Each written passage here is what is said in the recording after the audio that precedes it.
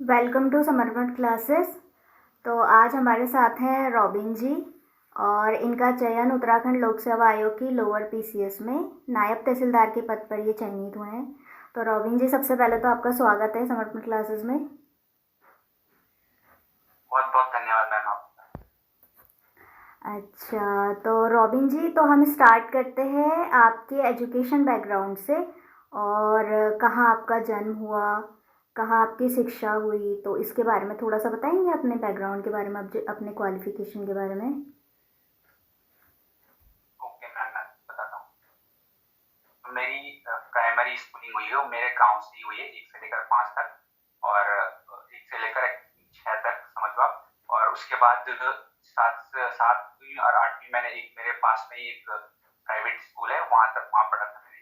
फिर उसके बाद 9 से लेकर 12 तक मेरी जो एजुकेशन हुई है वो एक इंगालीसोड़ जगह है, वहाँ मैंने सरस्वती विद्या मंदिर इंटर कॉलेज, वहाँ से मैंने 9 से लेकर 12 तक अपनी एजुकेशन पूरी की। फिर उसके बाद मैम जो मेरा ग्रेजुएशन है वो मैंने NIT कुरुक्षेत्र मैकेनिकल इंजीनियरिंग से बीटेक किया हुआ।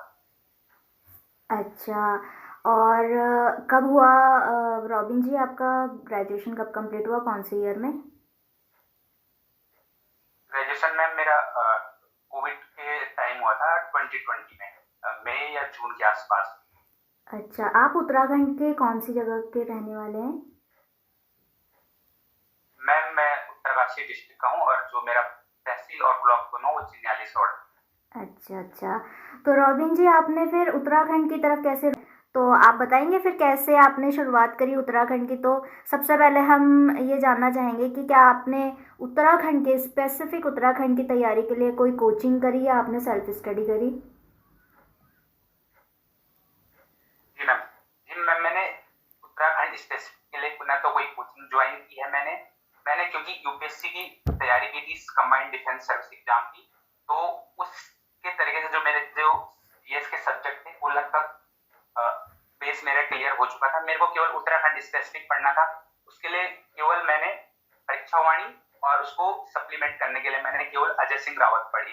बस इन दोनों बुक के अलावा मैंने उत्तराखंड के लिए कोई बुक न आज तक तो देखी और न पढ़ी है। और मुझे लगता है जो भी न्यू एस्पायरेंट या अपकमिंग आने वाले एग्जाम में तैयारी करेंगे तो उनके लिए भी मेरी यही राय होगी, केवल आप कम बुक और प्रैक्टिस ज्यादा होनी चाहिए।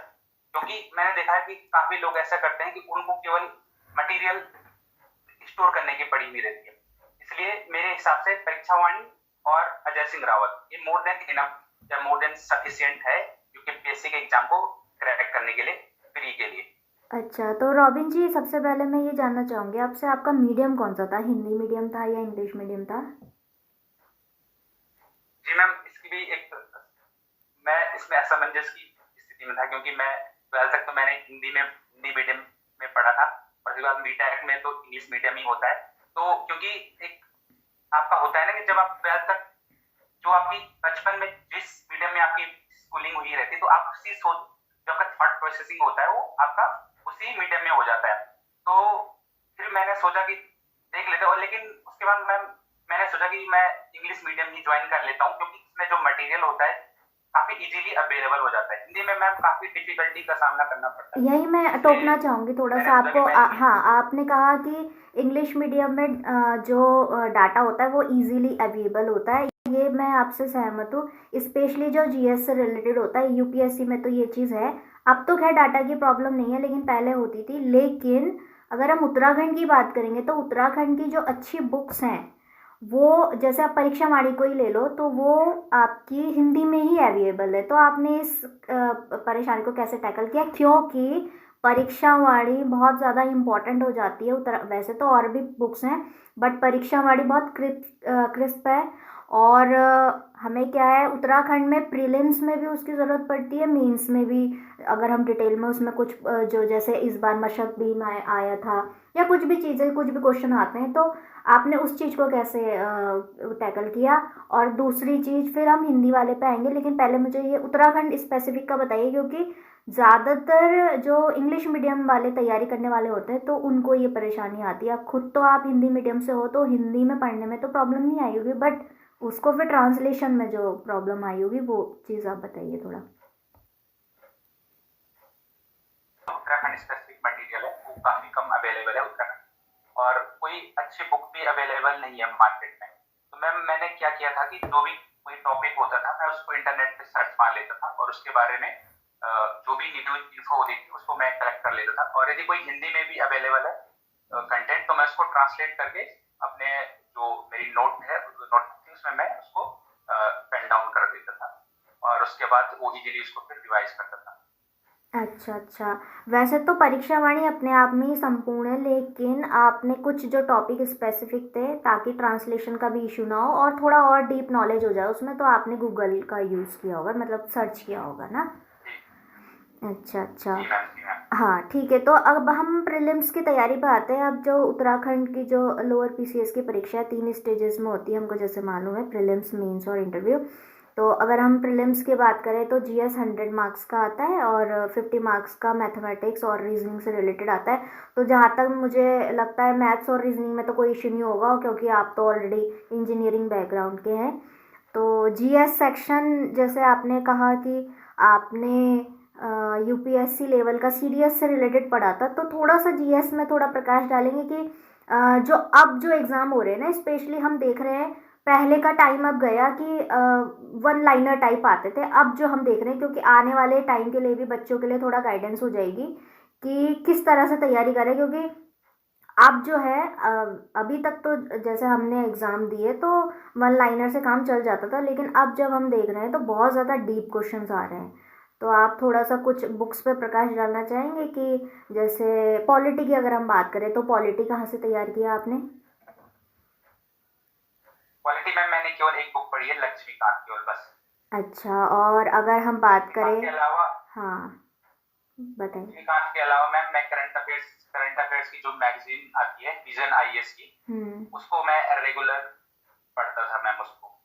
विजन आईएएस की पॉलिटी या फिर इन्वायरमेंट आती है, उसकी साइंस एंड टेक्नोलॉजी आती है, उन जो मैगजीन होती है उनको भी मैं फॉलो करता था, मतलब सप्लीमेंट करने के लिए तैयारी को। स्टैंडर्ड बुक जो एनसीईआरटी के अलावा है और कोई सी बुक पॉलिटी के लिए लक्ष्मीकांत के अलावा कोई भी सप्लीमेंट करने के लिए मैं करंट अफेयर्स की जो मैगजीन आती है विजन आईएएस की, उनको मैं काफी रूटीन में फॉलो करता था। अच्छा अच्छा, तो अब हम आते हैं हिस्ट्री पे। हिस्ट्री में एक होता है हमारा एनिशेंट, मेडिवल और मॉडर्न, तो इसको कहाँ से तैयार किया, क्या सोर्सेस थे आपके?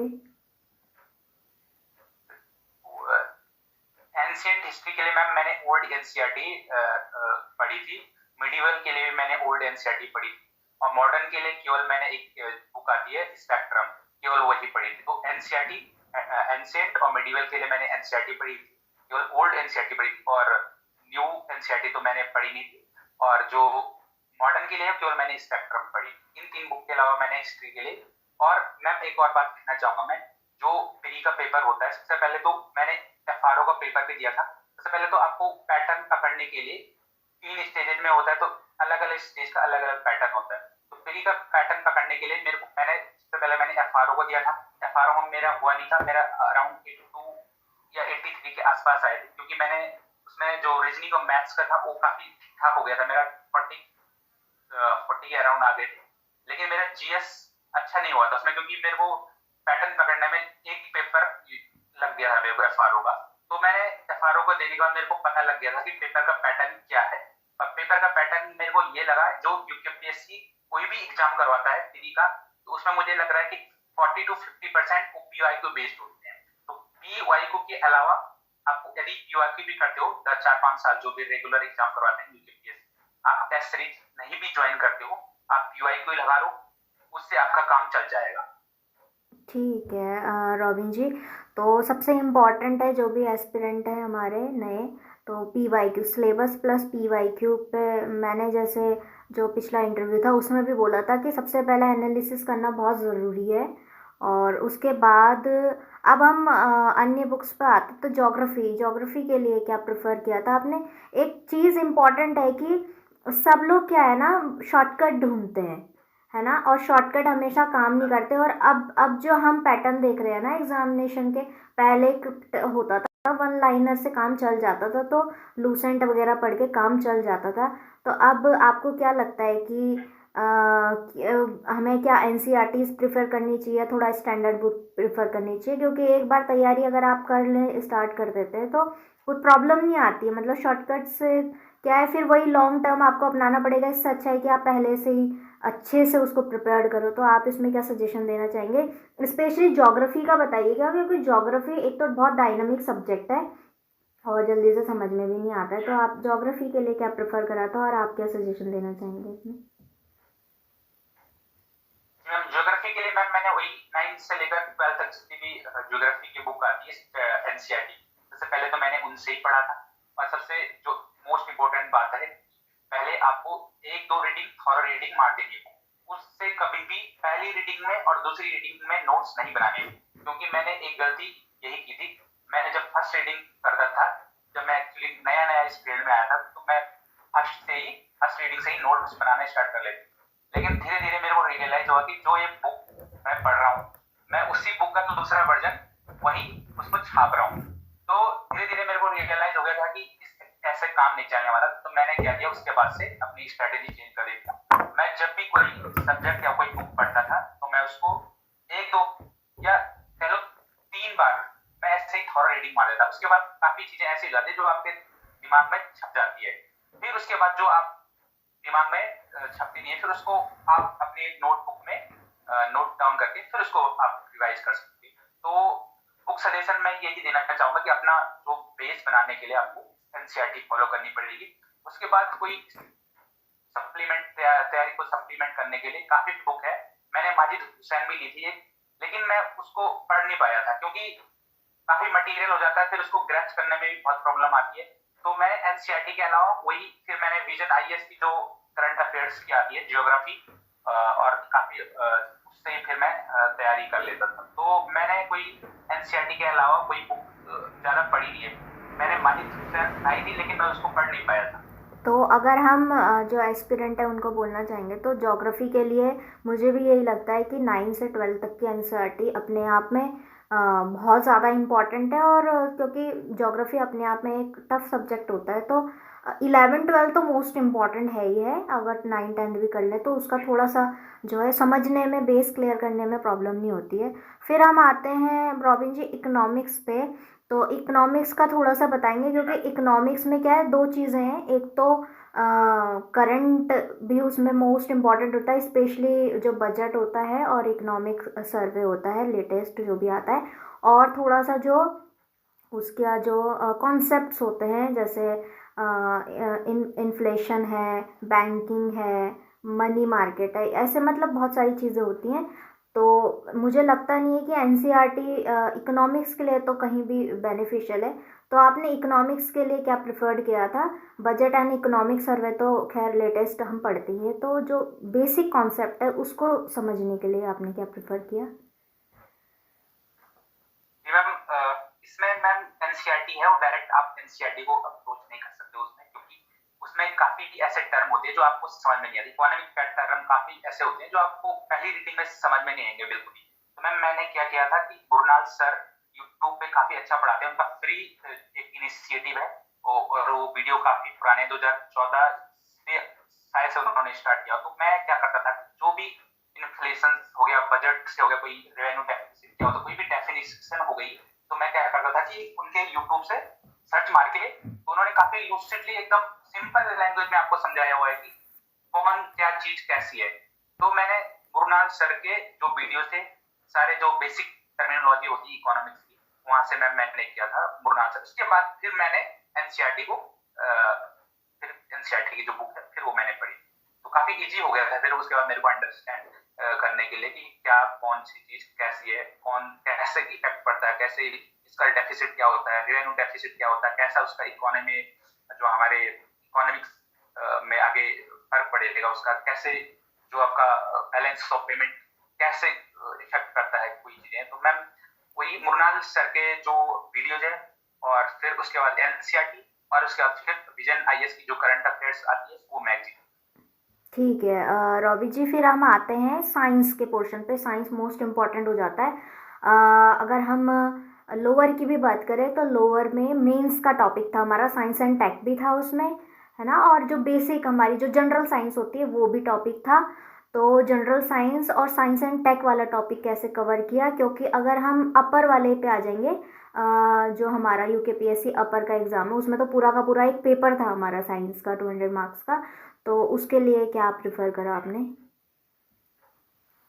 मैम क्योंकि मैंने अपर फिशियस का मेंस किया था, तो मैम उसमें क्योंकि साइंस का एक पूरा ही एक पेपर होता है उसमें, तो मैम मैंने क्या किया था कि उसमें 11th और 12th की जो सारी एनसीईआरटी है और उसमें जो जो सिलेबस में टर्मिनोलॉजी दी थी और जो जो सिलेबस में दिया था वो मैंने एनसीईआरटी से पढ़ लिया था। और मैम उसके बाद जो आजकल करंट में इवेंट चलते हैं साइंस एंड टेक्नोलॉजी के, वो जैसे आर्टिफिशियल इंटेलिजेंस हो गया, ड्रोन टेक्नोलॉजी क्या क्या है, फिर वैक्सीन से रिलेटेड, वो सारे मैंने विजन आईएएस की जो करंट अफेयर्स की मैगजीन आती है उसमें बहुत ही अच्छे तरीके से आपको समझाया हुआ है कि कौन चीज कैसी वैक्सीन कैसे डेवलप होती है और उसके क्या क्या एप्लीकेशन है डिफरेंट फील्ड में। जैसे आर्टिफिशियल, इस बार शायद से नैनो टेक्नोलॉजी पे एक क्वेश्चन आया था लोअर पीसीएल जिसमें मेरे को ध्यान आ रहा है। हाँ। तो यदि आपने विजन आईएएस की तो हाँ, तो मैम यदि आपने विजन आईएएस की करंट अफेयर्स कोई सी भी एक मैगजीन पढ़ी होती, किसी भी मंथ की मैगजीन पढ़ी होती, तो आप नैनो टेक्नोलॉजी से रिलेटेड उस जो क्वेश्चन था उसको काफी अच्छे तरीके से आप लिख देते, काफी सही तरीके से उन्होंने बताया था कि एप्लीकेशन से लेकर के नैनो टेक्नोलॉजी की डेफिनेशन क्या होती है। तो विजन आईएएस की जो आपकी करंट अफेयर्स की कोई भी मैगजीन आती है आप उसको जरूर फॉलो कीजिए, और 12th की आती है आप उसके साथ उसको सप्लीमेंट कर सकते हैं। हाँ, तो बुक लिस्ट को हम अब एक शॉर्ट लिस्ट कर लेते हैं। तो सबसे पहले रॉबिन जी ने जैसे बताया हिस्ट्री, तो हिस्ट्री का सबसे इम्पॉर्टेंट एनिशियंट एंड मेडिवल के लिए जो ओल्ड एनसीईआरटी आती है R S Sharma and Satish Chandra की आती है वो, और मॉडर्न हिस्ट्री के लिए स्पेक्ट्रम, और फिर हम आते हैं ज्योग्राफी। ज्योग्राफी 9 से 12 तक की एनसीईआरटी बहुत अच्छे से उसमें बताया हुआ है वो, और फिर हम आते हैं पॉलिटी। पॉलिटी लक्ष्मीकांत से बहुत अच्छे से कवर हो जाती है।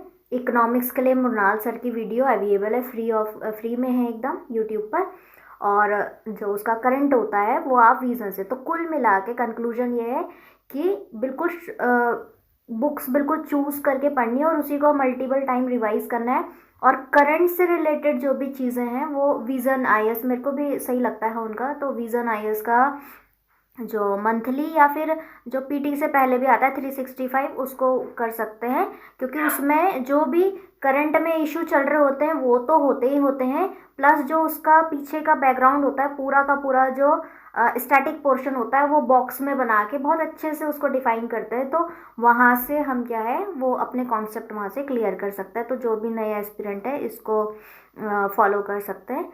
और फिर हम आते हैं रॉबिन जी मेंस की इसमें मैं एक ऐड और करना चाहूंगा एक पॉइंट में। कभी भी हो यदि आपको कोई बुक्स लिस्ट बताता है तो आप उसको ब्लाइंडली फॉलो मत कीजिए, जो आपको सूट करता है आप उसी डायरेक्शन में चले। क्योंकि जब मैं नया नया इस फील्ड में आया था तो मैंने सुना था कि ज्योग्राफी के लिए आप माजिद हुसैन ले लो, इकोनॉमिक्स के लिए आप रमेश सिंह ले लो, तो मैंने, और आर्ट एंड कल्चर के लिए एक नितिन सिंघानिया सर की बुक आती है वो ले लो, तो मैंने वो सारी बुक पहले मंगवा ली थी। उसके बाद जब मैं तैयारी स्टार्ट की मैंने, तो मैंने उनमें से एक भी बुक अभी तक मेरे कोने में साइड में पड़ी हुई है बुक। क्योंकि धीरे धीरे जैसे आप फील्ड में आते हो तो आपको रियलाइज हो जाता है कि कौन सी चीज पढ़ के आपको एग्जाम निकल जाएगा। तो काफी चीज इस फील्ड में ऐसी होती है कि जो आपको इग्नोर करने में ही आपकी भलाई के लिए काफी सही रहती है। आप फालतू की चीजें पढ़ के अपना टाइम वेस्ट ही करोगे और बेनिफिशियल नहीं होगा, ये टाइम कॉस्ट जो भी है। हाँ, तो पीडीएफ कलेक्टर और बुक कलेक्टर नहीं बनना है हमने, तो स्पेसिफिक चीज़ें ही अपने पास रखनी है। मोस्ट इम्पॉर्टेंट है, कम से कम बुक रखनी है, उसको मल्टीपल टाइम रिवाइज करना है, और उस बुक की अगर आपको दिख रहा है उसकी इम्पोर्टेंस वो कैसे पता चलेगी, पीवाईक्यू और सिलेबस से वो आप कंपेयर कर सकते हैं, उससे एकदम आपको पता चल जाएगा कि जिस आप डायरेक्शन में बढ़ रहे हैं वो सही है या नहीं। तो अब हम आते हैं मेंस की तैयारी पे रॉबिन जी। तो मेंस में 2 पेपर थे, एक हिंदी का पेपर था 200 मार्क्स का और एक हमारा जीएस का 200 मार्क्स का। तो जीएस तो आपने बहुत अच्छे से डिटेल में बता दिया ऑलरेडी, तो वो तो प्रीलिम्स की तैयारी करते करते बहुत सारी चीज़ें वहाँ कवर होगी तो अलग से बताने की उसमें कोई ज़रूरत नहीं है। लेकिन हिंदी आपने कैसे प्रिपेयर्ड किया? आप वैसे तो हिंदी बैकग्राउंड से ही है, थोड़ा सा आप बताएंगे हिंदी में कितने मार्क्स मिले हैं आपको 200 में से इस बार लोअर में? मेरे को हिंदी में 124 मार्क्स मिले। हाँ, तो one of the highest marks हैं ये अगर हम देखेंगे तो आप बताएंगे थोड़ा सा एस्पिरेंट्स को कि एसए की तैयारी कैसे की, क्योंकि एसए 50 मार्क्स का तो ऐसे ही आता है, तो एसए का थोड़ा सा बताएंगे आपने कैसे प्रिपेयर किया था। और टॉपिक इम्पोर्टेंटली जो उसमें कुछ टॉपिक होते हैं ना, बहुत सारे हमें ऑलरेडी टॉपिक दिए थे, जैसे साहित्य, संस्कृति, सामाजिक क्षेत्र, उत्तराखंड का सामाजिक क्षेत्र, विज्ञान, पर्यावरण, प्रौद्योगिकी, या फिर करंट से रिलेटेड कोई टॉपिक, या फिर प्राकृतिक आपदा। तो आपने इनमें से कुछ ऐसी स्ट्रेटेजी अपनाई थी कि इतने सारे टॉपिक में से मैं जिसमें सहज हूँ मैं उसको प्रिपेयर कर लूँ अच्छे से। और फिर बताइएगा तैयारी कैसे करी आपने एसए की स्पेशली, क्योंकि अब आने वाले एग्जाम में क्या है, आरओ, अगर आरओ बहुत बच्चों का अगर आरओ होगा तो उसमें वो हेल्प करे बच्चों की। और दूसरी चीज़, अगर अपर भी आता है या लोअर भी आता है तो उनको थोड़ा सा गाइडेंस मिले इस बारे में, क्योंकि बहुत अच्छे मार्क्स आए हैं आपके 124 इसमें। जी मैम, ऐसे के लिए मैम मैंने सबसे पहले सिलेबस देखा था, उसमें 2-4 टॉपिक थे उसमें, तो उसमें मैम मैंने केवल 2 टॉपिक चूज किए थे, 2 या 3। एक तो उसमें उत्तराखंड की संस्कृति, लोक संस्कृति से रिलेटेड एक टॉपिक है, दूसरा वुमेन से रिलेटेड है, और एक शायद से नेचुरल डिजास्टर से रिलेटेड है। तो मैम इन 3 टॉपिक को मैंने चूज कर लिया था कि यदि एग्जाम में कोई सा भी निबंध या ऐसे आएगा तो मैं इन तीनों में से ही लिखूंगा, कैसा भी आ जाए तो मैं इन तीनों में ही लिखूंगा, और कैसे भी करके मेरे को फिट करना है। इसके इन तीनों के लिए मैंने डाटा कलेक्ट करना स्टार्ट कर दिए थे, और कैसे इनको स्टार्ट करना है, और उसके लिए मैंने क्या किया कि टॉपिक पकड़ लिया, और प्रीवियस ईयर क्वेश्चन भी देखे थे मैंने क्या क्या आ रहा है, जैसे लोक संस्कृति भी आ रखा था, तो उससे रिलेटेड मैंने क्या क्या जो कहावतें होती है कुमाऊनी में हो गए या गढ़वाली में हो गए, वो मैंने नोट डाउन कर लिया था। और एक होता है ना कि जैसे क्वेश्चन करा था कि आपकी लोक संस्कृति से क्या क्या उसकी एप्लीकेशन या क्या क्या हो सकता है, तो मैंने उसके एक हेडिंग्स टाइप के बना दी थी कि लोक संस्कृति से हमारे जो उत्तराखंड के जितने भी त्योहार होते हैं उनसे भाईचारा बढ़ता है, और उनकी लोगों की लाइवलीहुड भी जनरेट होती है काफी, क्योंकि हमारे इसमें जो मेले काफी ऑर्गेनाइज होते रहते हैं फ्रिक्वेंटली, तो उनसे उनकी लाइवलीहुड जनरेशन होती रहती है, और एक म्यूचुअली बेनिफिशियल टाइप का ट्रेड चलता रहता है। तो इस प्रकार से मैंने एक एक पॉइंट बना दिए थे। और संस्कृति से रिलेटेड मैंने कुछ गाने, नरेंद्र सिंह नेगी जी के गाने भी कुछ उसमें से मैंने स्टार्टिंग के लिए तैयार कर लिए थे, जैसे वुमेन एम्पावरमेंट में आएगा, तो मैंने एक नरेंद्र सिंह नेगी जी का गाना है कि पहाड़ों की बेटी बुआरी, ऐसा कुछ गाना है, उसकी 4 लाइनें मैंने लिख रखी थी, और मैं उसको ही रिवाइज करता रहता था। और वुमेन से रिलेटेड जो आपके इकोनॉमिक सर्वे आता है उत्तराखंड का, और जो उनके सोशल डेवलपमेंट, एजुकेशन से रिलेटेड जो भी डाटा था वो भी मैंने कलेक्ट करके रखा था, और उसमें मैंने अलग से लिख रखा था उसका। और नेचुरल डिजास्टर पे भी मैंने ऐसे ही किया था, सारा मैटर कलेक्ट करके, और इन्हीं तीनों जो टॉपिक थे मैं केवल इन 3 टॉपिक पे लिखता रहता था, और केवल इन 3 टॉपिक पे लिखता रहता था मैं केवल बस। रॉबिन जी, तो आपने कौन सा वाला टॉपिक चूज किया था? इसमें आया था हमारा भारतीय साहित्य और समाज का अंतर संबंध, समान नागरिक संहिता, भारत में महिलाओं की सामाजिक स्थिति, हिंदी साहित्य के विकास में उत्तराखंड के रचनाकारों का योगदान, पर्यावरण और जैव विविधता, या प्राकृतिक आपदा। इनमें से कौन सा टॉपिक चूज किया था आपने?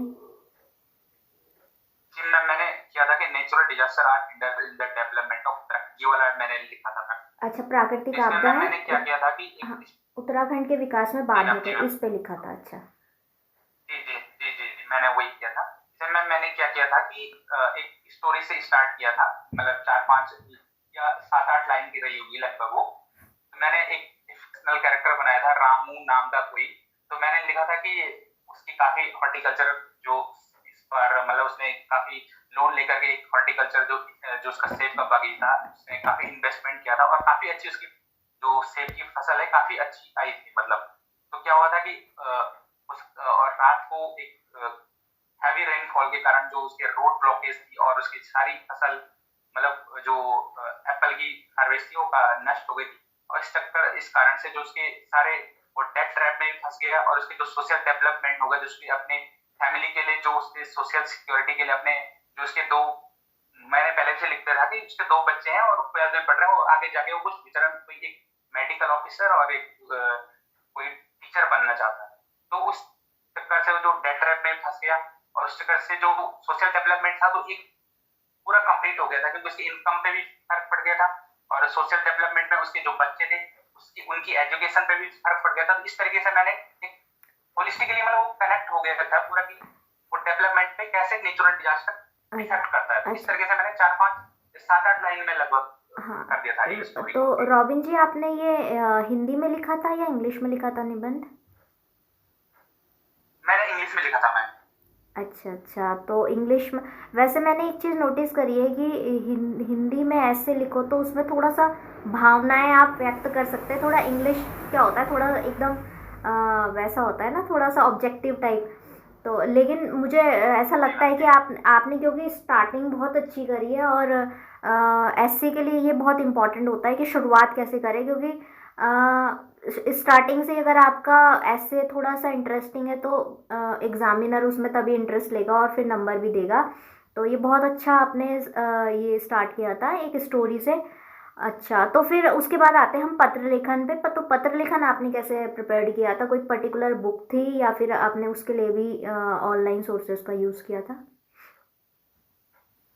इसके लिए मैम, क्योंकि मैंने यहाँ पर पीसीएस का मेंस में देना था मेरे को, तो उसके लिए मैंने हरदेव पहाड़ी जी की एक बुक आती वो उसको मैं देखा था मैंने उसमें। लेकिन मैम उसमें एक प्रॉब्लम आती है कि आप देखते हो कि उस उसका जो पैटर्न है, जो उसमें सरकारी पत्र या अर्ध सरकारी पत्र जो भी है, उसका जो उसमें जैसा लिखा रहता है और जैसे एक्चुअल में उत्तराखंड से रिलीज होते हैं सरकारी पत्र या अर्ध सरकारी पत्र कार्यालय के, उसमें बहुत सारा अंतर देखने को मिला मेरे को। फिर मैंने यूट्यूब पे भी सर्च मारा था उससे रिलेटेड, तो वहां भी मेरे को काफी डिफरेंस मिला। फिर मैंने इसके लिए क्या तरीका अपनाया कि मैंने जितने भी डेफिनेशन थी वो तो मैंने हरदेव पहाड़ी से लिख दी थी कि जो जो डेफिनेशन आएगी सरकारी पत्र क्या होता है, परिपत्र क्या होता है, जो भी इतनी सारी डेफिनेशन वो मैंने अलग लिख दी थी। फिर उसके बाद मैंने क्या किया कि एक्चुअली जितने भी रिलीज होते हैं सरकारी गैजेट से लेकर के और सरकारी पत्र जितने भी होते हैं कार्यालय ज्ञापन और सारे, वो मैंने जितने भी सरकारी रिलीज होते थे उनको लिख दिया था मैंने, अलग नोट डाउन कर दिया था मैंने। तो इससे मेरे को जो एक अनसर्टेनिटी थी एक्चुअली में मेरे को कैसे लिखना है और वहाँ हरदेव पहाड़ी जी में कैसी है, क्योंकि पैटर्न अलग अलग, तो मैंने वो जो एक्चुअल में रिलीज होते हैं उसी से मैंने प्रिपरेशन स्टार्ट कर दी। वही उसी पे मैं लिखता था। हाँ, तो कुल मिला के बात ये निकल के आती है कि अगर आप प्रिपरेशन कर रहे हैं और खुद से तैयारी कर रहे हैं, तो बहुत सारी चीज़ें आपको क्या है सर्च करनी पड़ती हैं, है ना? तो उसमें फिर समय भी तो जाता है, लेकिन आपको बहुत अच्छी चीज़ें और बहुत राइट डायरेक्शन में वो मिलती हैं। तो इसमें कोई वो नहीं है कि आप सिलेबस फॉलो करो और फिर उससे रिलेटेड बेस्ट चीज़ जो है, गूगल तो अवेलेबल है, ये सर्च करो वहाँ से और फिर उसके नोट्स बना लो। ठीक है रॉबिन जी, फिर हम आते हैं इंटरव्यू पे। थोड़ा मैं यहाँ पे रुकती हूँ, हाँ, ये बहुत लंबी रिकॉर्डिंग हो गई है। हाँ, तो रॉबिन जी, अभी हमने बहुत अच्छे से प्रीलिम्स मेंस की जो प्रिपरेशन है उसके बारे में आपने बहुत अच्छे से बताया। होप कि जो भी एस्पिरेंट तैयारी करने वाले हैं उनको चीज़ें समझ में आए कि बुक्स एकदम क्रिस्प रखनी है और बहुत सारी चीज़ें, क्योंकि ऑनलाइन इतनी सारी चीज़ें अवेलेबल है, आप उसी को ही अच्छे से सीक्वेंस में करके और उसे ही बार बार प्रिपेयर्ड करो तो कोई परेशानी नहीं आती है। इवन कोचिंग की भी आपको उतना ज़रूरत नहीं महसूस होगी। और दूसरी चीज़ क्या है, आप खुद से चीज़ें चीज़ें सीखते हो ना, तो आप अपने आप पे डिपेंडेंट होकर अगर आगे बढ़ते हो तो उससे आपका खुद का ही कॉन्फिडेंस बढ़ता है। और रिजल्ट चाहे कैसा भी हो तो आप उसके लिए खुद से जिम्मेदार होते हैं। ब्लाइंडली किसी पे भी ट्रस्ट नहीं करना चाहिए। इवन अगर हम भी कोई बोल रहे हैं तो खुद से अगर आप उससे सेटिस्फाइड नहीं हो तो खुद से आपको करना है, किसी पे भी ब्लाइंडली ट्रस्ट नहीं करना है जब तक कि आप खुद से एनालिसिस ना करो। तो रॉबिन जी, अब हम आते हैं मेंस की तैयारी का हमने डिस्कस कर लिया, अब आते हैं इंटरव्यू पे। तो थोड़ा सा इंटरव्यू के बारे में आप बताएंगे कि आपने इंटरव्यू के कोई मॉक टेस्ट दिए थे, और अगर नहीं दिए तो फिर खुद से प्रिपरेशन क्या होगा, क्योंकि अचानक से एकदम से नोटिस आया था, बहुत कम टाइम पीरियड था। किस दिन पड़ा था आपका इंटरव्यू? डेट कौन सी डेट को पड़ा था? मैम मेरा सबसे लास्ट 17th ऑफ जनवरी था मेरा सबसे हाँ। लास्ट। अच्छा, तो आपको बहुत सारे आउटकम मिल गए होंगे, तो कहाँ से मिले आपको ये आउटकम? कुछ कहीं से ट्रांसक्रिप्ट वगैरह आ रही थी आपको, कहीं से कुछ हेल्प मिली इस बारे में? जी मैम, इसमें मैंने काफी टाइम से टेलीग्राम ग्रुप ज्वाइन किया हुआ था, तो इसमें मैम मेरे को समर्पण क्लासेस नाम से एक जो चैनल है वो मिला था। उसमें मैम जो जितने भी इंटरव्यू होते थे जिस भी दिन किसी का होता था वो उसमें अपने ट्रांसक्रिप्ट डाल देता था, तो उस वाइज तो उस तरीके से मैं हाँ, अपना तो तैयार कर लेता था। व्यूअर को हम बताना चाहेंगे जिस समर्पण क्लासेस की बात कर रहे हैं वो हम ही हैं। तो ये कोई कोचिंग नहीं था, तो स्टार्टिंग में बस एक एस्पिरेंट के बीच में ही बातचीत हो कि कैसे चीज़ें हो रही हैं, तो क्योंकि हम फ्री होके वहाँ पे क्या है बातचीत करते थे, तो जो भी जिसका भी वहाँ पे इंटरव्यू होता था तो वो ट्रांसक्रिप्ट शेयर कर देता था कि ऐसे ऐसे ये क्वेश्चंस पूछ रहे हैं। और दूसरी चीज़ है कि सभी जो है सिर्फ क्वेश्चंस पे डिपेंड नहीं होता, आपकी पर्सनैलिटी भी वहाँ पर चेक होती है ना। तो आपका बोर्ड कौन सा था रॉबिन जी? जी मैम, मेरा नंदी राजू श्रीवास्तव मैम का बोर्ड। कैसा रहा आपका इंटरव्यू एक्सपीरियंस? मैम मैम इसमें मैम इंटरव्यू में मैम आपका ये मैटर करता है कि मेरी एक दिक्कत है कि मैं ज़्यादा वैसे पहले स्कूलिंग से ही इंट्रोवर्ट रहा हूँ, तो मैम मैं 1 to 1 तो मैं कर लेता हूँ, काफ़ी सही से कर लेता हूँ, लेकिन मेरे को जब कोई पैनल ले बैठता है तो मैं उतना अच्छा खुल के बोल नहीं पाता। जितना मेरे को नॉलेज है वो वहाँ उतनी होती नहीं है, मतलब फ्लो होता है ना बोलने का, तो उस फ्लो में मैं बोल नहीं पाता हूँ। तो मैंने क्या सोचा कि क्योंकि मेरे को इतना कॉन्फिडेंस था कि मैंने रिटर्न में काफ़ी अच्छा लिखा हुआ है।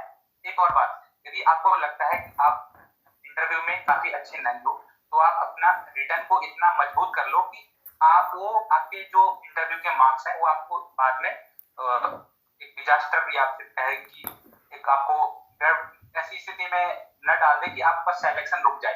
तो मैंने यही किया था, मेरे को कॉन्फिडेंस था कि मेरा रिटर्न काफी अच्छा लिखा हुआ है। यदि मेरे इंटरव्यू में कम मार्क्स आ भी गए, क्योंकि जो भी मुझे लगता है कि आ ही जाएंगे, क्योंकि मेरी पर्सनैलिटी वैसे है नहीं, मतलब 1 to 1 मैं काफी अच्छा कन्वर्सेशन कर लेता हूँ। तो मैंने अपना रिटर्न काफी अच्छा सही कर लिया था, और मेरे को लग गया था कि मैं मेंस में सॉरी इंटरव्यू में यदि मेरे को एवरेज मार्क्स भी चल गए तो मेरा सिलेक्शन हो जाएगा। तो हुआ ऐसा ही हुआ, क्योंकि मैंने ना कोई मॉक दिया था, मैंने एक किया था कहीं अप्लाई, लेकिन उसका रिस्पॉन्स आया नहीं।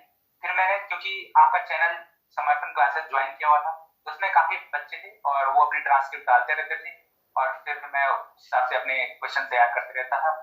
और जिस दिन मेरा इंटरव्यू आया तो इसमें मेरा पहले ही पढ़ा, फर्स्ट शिफ्ट में पढ़ा था और पहला ही था मेरा। तो इसमें इंटरव्यू में मैं कहूंगा कि आप मॉक देने चाहिए, क्योंकि मेरे को बाद में रियलाइज हुआ मॉक दीजिए, या वैसे भी इंटरव्यू का एक पैटर्न होता है कि आप 1-2 दिन में अपनी पर्सनैलिटी को डेवलप नहीं कर सकते, उसके लिए काफी सालों की मेहनत, या फिर एक होता है ना किसी का इनबिल्ट होती है पर्सनैलिटी, 1-2 दिन में या आपको पता नहीं, आपकी डेवलप नहीं होगी पर्सनैलिटी। इसीलिए मैं मॉक टेस्ट देने भी नहीं गया, और इसका जो वेटेज था 50 मार्क्स का ही था। तो मेरे को इंटरव्यू में इसीलिए मेरे को 26 मार्क्स मिले हैं। और मेरे को लगता है कि वहाँ आप कैसे एक फ्लो में जवाब देते हो, और आपका कोई जो एक्सप्रेशन है, आप हाथ हिला रहे हो या कुछ है, वो जो वहाँ कोई ना कोई एक मेंबर है वो आपको देखता है कि कैसे इसकी पर्सनैलिटी, ये जब बोल रहा है तो उसका कॉन्फिडेंस दिख रहा है या कुछ, वो नोट करते रहते हैं। तो मेरे को 26 मार्क्स मिले, एवरेज ही गया था मेरा इंटरव्यू। पीसीएस की बात करें, वहाँ है 200 मार्क्स का, तो इसको कैसे टैकल करने का आपने सोचा है? क्योंकि अब यहाँ पे तो आपने स्टॉप होना नहीं है कि ऐसा थोड़ी है कि लोअर में सेलेक्ट हो गए तो आप तो आगे भी लेके चल रहे होंगे ना चीज़ें, तो फिर कैसे करेंगे आप टैकल जो भी चीज़ें आपने नोटिस करी होगी कि कहाँ पे आपको वर्क करना है, उसके बारे में थोड़ा सा बताएंगे? जी मैम, इसके लिए मैं बोल रहा हूँ कि यदि आपको लगता है कि आपका इंटरव्यू या फिर इंटरव्यू में आप थोड़ा सा लैक करते हैं, तो या सबसे पहले तो आप फोकस कीजिए, आप अपना रिटर्न एकदम जबरदस्त देके आ जाइए। उसके बाद, क्योंकि अपर पीसीएस यदि किसी का होता है, और यदि किसी का इंटरव्यू मेरा भी होगा, तो उसमें क्या होगा, क्योंकि 200 मार्क्स का इंटरव्यू है, तो वहाँ पे काफी डिफरेंस क्रिएट कर देगा वो। तो उसके लिए सबसे बेस्ट तरीका है, या तो आप अपने से खुद से बात करिए, और मॉक्स का जो वैल्यू है वो काफी अच्छी रहेगी, तो इसलिए आप मॉक्स देने जरूर जाएं उसमें। और ये मुझे रियलाइज हो गया था कि मेरे को मॉक्स देने चाहिए थे, और वो तो खैर मेरे रिटर्न में सही मार्क्स आ गए थे, तो मेरे को नायब तहसीलदार मिल गया था। यदि थोड़ा सा ऊपर नीचे हो जाता तो मेरे को भी दूसरी पोस्ट मिल सकती थी। इसलिए इंटरव्यू के लिए आप जरूर मॉक देने चाहिए, जितने आपकी मर्जी हो आप दे सकते हैं, क्योंकि वो आपके वीक एरियाज बताएंगे, और यही मुझे लगता है। और पर्सनैलिटी तो खैर आपकी ओवरऑल डेवलप होती है 1-2 दिन में, या फिर आप मॉक दे दोगे तो पर्सनैलिटी डेवलप नहीं, फिर भी मॉक्स देने से काफी हाँ, अगर हाँ मैं ये बोलना चाहूँगी कि मॉक इंटरव्यू देने से क्या होता है कि जैसे आपका आई कांटेक्ट हो गया, आपका बॉडी लैंग्वेज हो गया, आप बात करते हुए जैसे हाथ वगैरह हिलाते हैं, और बहुत सारी चीज़ें हैं, क्योंकि पर्सनैलिटी वहाँ पे वो नोटिस करते हैं, सिर्फ क्वेश्चंस का नहीं होता, आपका कॉन्फिडेंस भी वहाँ पे चेक होता है। तो आप ऑनलाइन या ऑफलाइन जो भी अवेलेबल हो, मॉक टेस्ट करना चाहिए, लेकिन अच्छी जगह पे। अगर हम मॉक टेस्ट के बाद टेस्ट सीरीज़ की बात करें ना रॉबिन जी, तो प्रीलिम्स में क्या आपने कोई टेस्ट सीरीज़ ज्वाइन करी थी उत्तराखंड से, कोई कोचिंग की? जी मैम, मैंने प्रीलिम्स के लिए कोई टेस्ट सीरीज ज्वाइन नहीं की थी। मैं केवल रिलायबल जो मेरे को लगे वो केवल प्रीवियस ईयर क्वेश्चन ही लगे थे। मैंने एक दो देखे भी थे, लेकिन मेरे को जमे नहीं मैम। काफी मतलब जो सिलेबस के अकॉर्डिंग एक भी जो टेस्ट थे उनके वो मुझे लगे नहीं। तो मैंने उस जो उनके डेमो आते थे, मतलब डेमो टेस्ट आते थे, उसको देख के मेरे को लग गया था कि वो सिलेबस के पैटर्न पे है नहीं। तो मैं केवल प्रीवियस ईयर क्वेश्चन थे उनसे ही मैं देखता था, उनसे ही मैं प्रैक्टिस करता था। तो प्रीलिम्स के लिए मैंने कोई टेस्ट सीरीज ज्वाइन नहीं की थी। और मेंस के लिए किया था आपने कोई टेस्ट सीरीज ज्वाइन?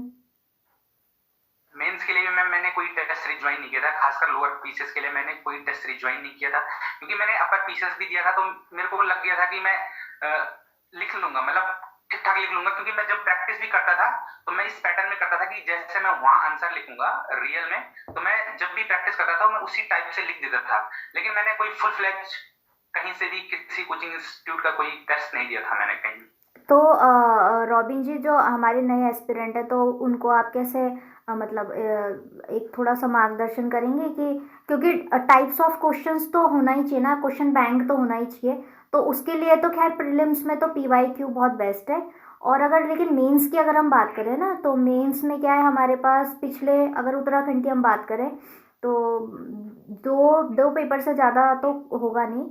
तो वो क्या आपने यूपीएससी से थोड़ा सा कंपेयर किए थे क्वेश्चंस वहाँ से भी, क्योंकि पूरा क्वेश्चन बैंक मिल जाता है, या फिर यूपी के जो पीसीएस होते हैं वहाँ से कुछ ऐसा किए थे, क्वेश्चंस बैंक कलेक्ट किए थे? क्योंकि फिर उससे तो आप फिर एक फ्रेम कर ही सकते हो बहुत सारे ना क्वेश्चंस। तो इसमें कुछ थोड़ा सा बताएंगे? बिल्कुल मैम, मैंने यही स्ट्रेटेजी अपनाई थी लोअर पीसेस के लिए। खासकर मैंने यही स्ट्रेटेजी बनाई थी, क्योंकि इसमें ज्यादा क्वेश्चंस उतने इलेबोरेटिव होते भी नहीं है, और क्योंकि 2-2.5 मार्क्स का रहता है, कोई 10 मार्क्स का रहता है। तो मैंने इनके लिए क्वेश्चन बैंक की क्रिएट किया था, और काफी इधर उधर से देख के, किसी टॉपर्स की कॉपी देख के, यूपीएससी से हो या यूपीपीसीएस हो, उनसे कॉपी देख के कैसे वो लिख रहे हैं आंसर, उस तरीके से मैंने अपने जो मॉडल आंसर थे वो मैंने उसी फ्रेम में, जैसे मैं वहां लिख के आऊंगा उसी फ्रेम में मैंने तैयार कर लिए थे। तो मॉडल आंसर, यदि आपको टेस्ट सीरीज नहीं देनी है तो सबसे बेस्ट सॉल्यूशन इसका यही है कि आप मॉडल आंसर क्रिएट करो अपने, और उन्हीं को रिवाइज करते रहो और वैसे ही लिखते रहो। लेकिन एक और बात कहना चाहूंगा मैं, क्योंकि मैंने कोई एक फुल फ्लेज मतलब टाइम बाउंड मैनर में कोई पेपर कंप्लीट नहीं किया था, तो मैंने अपर पीसेस में मेरे को दिक्कत आ गई थी हिंदी का पेपर कंप्लीट करने में। तो मैं आपको एक सजेशन ये देना चाहूंगा न्यू एस्पिरेंट को, आपको कोचिंग की टेस्ट सीरीज ज्वाइन, ये आपके ऊपर डिपेंड करता है। मुझे लगता नहीं है वैसे कि आपको ज्वाइन करने की जरूरत है, क्योंकि यूपीएससी के इतने सारे क्वेश्चन प्रीवियस ईयर क्वेश्चन रहते हैं और वही रिपीट हो जाते हैं। यदि आप उनके ही मॉडल आंसर क्रिएट कर लो और उनको ही एक टाइम बाउंड मैनर में 3 घंटे बैठ के यदि उनको सॉल्यूशन करो, तो आपकी स्पीड बन जाएगी। और क्योंकि मैंने ज्यादा प्रैक्टिस की नहीं थी, बाकी पेपर तो मैंने ऑलमोस्ट कर लिए थे टाइम पे फिनिश, लेकिन मैं हिंदी का पेपर कंप्लीट नहीं कर पाया था। वो इसलिए हुआ था क्योंकि मैं जब भी क्वेश्चन की आंसर राइटिंग करता था तो मैं केवल 3-4-5-6 उनको मैं टाइम एक घड़ी रखता था और उसको मैं टाइम के बेसिस पे कर लेता था सॉल्यूशन, क्योंकि मैंने फुल एक टेस्ट नहीं दिए थे। तो उससे मेरे को थोड़ा बहुत हिंदी में खामियाजा भरना पड़ा था। तो मैं आपको यही गाइडेंस देना चाहूंगा कि आप प्रैक्टिस करिए, पीवाईक्यू को प्रैक्टिस कीजिए, खूब प्रैक्टिस कीजिए आप, जितने आपकी मर्जी है। लेकिन यदि आपको टेस्ट सीरीज नहीं लेनी है तो आप जो आपके प्रीवियस ईयर क्वेश्चन है आप उसके बेस पे आप कर सकते हो अपनी तैयारी। और इसमें एक चीज़ ये भी हेल्प हो सकती है कि अगर आपकी तैयारी करने वाले बहुत अच्छा सर्कल है, तो आप उनका भी एक छोटा सा ग्रुप बना सकते हो, है ना? तो आंसर्स आप आपस में जो है चेक भी कर सकते हैं, एक दूसरे का इवोल्यूशन कर सकते हैं। हाँ, इसमें मैम जैसे आपका ही ग्रुप है और एक और ग्रुप टेलीग्राम में काफी ग्रुप पड़े रहते हैं, तो वो काफी आपस में सर्कुलेट कर देते हैं आपका, जैसे आप लिखते हो तो उनके आंसर्स आप देख सकते हो कि आपने कैसा लिखा है, वो कैसे लिख रहे हैं, तो उनसे आप इम्प्रूव कर सकते हो। और वैसे भी मुझे उत्तराखंड में मैंने एक कोचिंग का ज्वाइन किया था, वो लोअर के लिए नहीं किया था, अपर के लिए मैंने किया था, लेकिन जो उनका फीडबैक रहा था वो मुझे अच्छा नहीं लगा था, इसलिए मैंने ज्यादा टेस्ट दिए भी नहीं थे वहां से। तो यही है, आप इससे अच्छा आप जो कर सकते हो, आप टेलीग्राम ग्रुप ज्वाइन कर लो, काफी टेलीग्राम ग्रुप है, आपका भी एक समर्थन क्लासेस से है आदि, आप आगे मुझे लगता है कि आप एक अच्छे गाइडेंस के तौर पे काम कर सकते हो। तो मुझे लगता है कि टेलीग्राम बुक बेस्ट सॉल्यूशन है, क्योंकि आप काफी डाइवर्स जो रहता है उसमें, वो डाइवर्स नॉलेज रखने वाले बच्चे रहते हैं उसमें, तो आप वहाँ कर सकते हो तैयारी, यदि आपको कोचिंग की टेस्ट सीरीज ज्वाइन नहीं करनी है। तो आप रॉबिन जी एक बहुत अच्छा एग्जाम्पल हो हमारे सामने एक सेल्फ स्टडी का, क्योंकि आजकल पूरी जो हम अपने चारों तरफ देख रहे हैं मार्केटिंग हो गई है एजुकेशन की। तो और हर किसी के पास जो है इतना पैसा नहीं होता कि वो मतलब हर जगह के जो है कोर्सेज खरीदे और बुक्स खरीदे, मतलब मल्टीपल चीज़ें खरीदे, टेस्ट सीरीज खरीदे, मतलब एजुकेशन का थोड़ा एक तरह से मार्केटिंग हो गया, तो उसमें कोई घबराने की ज़रूरत नहीं है। तो उसमें हमारे आगे इतना अच्छा एग्जाम्पल है रॉबिन जी, हर चीज़ उन्होंने खुद से प्रिपेयर्ड करी है। मोबाइल सबके पास होता है, इंटरनेट सबके पास है, गूगल सबके पास है, वहाँ सिलेबस है, PYQ है। तो खुद से आप सबसे पहले एनालिसिस करें, और एक बहुत अच्छे लोगों के कांटेक्ट में अगर आप हैं तो गाइडेंस वहाँ से आपको मिल जाएगी, स्पेशली जो ऑलरेडी जिनको थोड़ा एक्सपीरियंस हो तो आपको अच्छा गाइड करें, तो वहाँ से भी आपको हेल्प मिल सकती है। तो आपने बहुत अच्छे से हमें बताया प्रीलिम्स, मेंस और इंटरव्यू के बारे में, और होप आपका अपर PCS आप SDM बनो, मेरी तो ये शुभकामनाएं है। और उससे भी आगे आप हमारे यहाँ डिस्ट्रिक्ट मजिस्ट्रेट बन के आओ, उसकी भी शुभकामनाएं, क्योंकि आप अभी छोटे ही हो। मुझे पूरी उम्मीद है कि आप UPSC का भी करो, क्योंकि एक ऑलरेडी आप जॉब आपको मिल जाती है तो आप थोड़ा सा रिलैक्स भी हो जाते हो, इकोनॉमिकली भी थोड़ा मिडिल क्लास फैमिली के लिए इम्पॉर्टेंट होता है कि कोई भी जल्दी से कोई जॉब मिल जाए। तो मेरी बहुत शुभकामनाएं हैं। सबसे पहले तो आप इससे भी आगे, बहुत आगे आपको जाना है।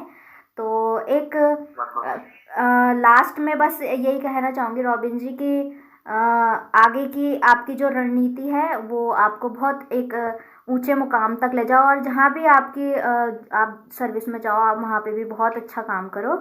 तो बहुत बहुत धन्यवाद आपका कि आपने इतनी इम्पोर्टेंट चीज़ें शेयर करी। और अगर लास्ट में कुछ आप मैसेज देना चाहेंगे इम्पोर्टेंट, तो ज़रूर शेयर कीजिए। जी मैम, मैसेज मैम यही है कि आपका यदि मैंने क्या किया था, क्योंकि इसका रिजल्ट लोअर पीसेस का फाइनल रिजल्ट तो आया नहीं था फिलहाल, उस समय दिसंबर या अक्टूबर के आसपास RO के फॉर्म भी निकले थे, RO के फॉर्म भी निकले थे, क्योंकि उस समय काफी दूर दूर तक मुझे लग नहीं रहा था कि इसका फाइनल रिजल्ट आएगा, तो काफी एक स्ट्रेसफुल माहौल क्रिएट हो गया था। तो इसलिए मैंने RO का प्री भी भर दिया था। तो उस समय मैंने देखा कि जो आपका चैनल था समर्पण क्लासेस नाम से, मैंने, क्योंकि मैं UPSC का इस बार देने की सोच रहा हूँ, तो मैं UPSC की तैयारी कर रहा था, और फिर मैंने सोचा कि जो उत्तराखंड बेस्ड जो क्वेश्चंस हैं वो मैंने केवल और केवल आपके टेलीग्राम चैनल से देखे थे, प्रीवियस ईयर क्वेश्चंस, और मुझे उसका फायदा मुझे बहुत ही, जब मैंने पेपर दे के आया तो उसके बाद रियलाइज हुआ कि जितने ऑलमोस्ट 50 to 60% जो आपने प्रीवियस ईयर क्वेश्चन कराए थे अपने टेलीग्राम चैनल पे, उनसे ही वो आए हुए थे। और जब मैं पेपर दे के आया और उसके बाद जब मैंने कैलकुलेट किए, जहां मेरे FRO में 82 पॉइंट कुछ 82 या 3 के अराउंड आते थे, और लोअर पीसेस में मैं 0.25 से ही 105.25 के आसपास ही मेरे मार्क्स आए थे। वहीं जब मैंने RO का प्री दे के आया तो मुझे लग रहा है 120 या 125 के आसपास। जिसमें मैं समझता हूँ कि जो आपका जो टेलीग्राम चैनल है उसमें काफी एकदम जो पैटर्न होता है UPSC का, उस बेस पे आप उसमें करवाते हो, तो काफी योगदान रहा उसमें RO का प्री में। और मुझे लगता है कि आप ऐसे ही अच्छे काम करते रहो, और जो उत्तराखंड के काफी नए नए एस्पायरेंट है उनको गाइडेंस देने का अच्छा काम करो। तो इसके लिए मैं आपको बहुत बहुत शुभकामनाएं देता हूँ, और यदि हमारी भी कुछ हेल्प चाहिए होगी तो हम बेझिझक आप हमको बोल सकते हो, या किसी भी नई एस्पायरेंट को हेल्प की जरूरत होगी तो हम ऑलवेज अवेलेबल रहेंगे।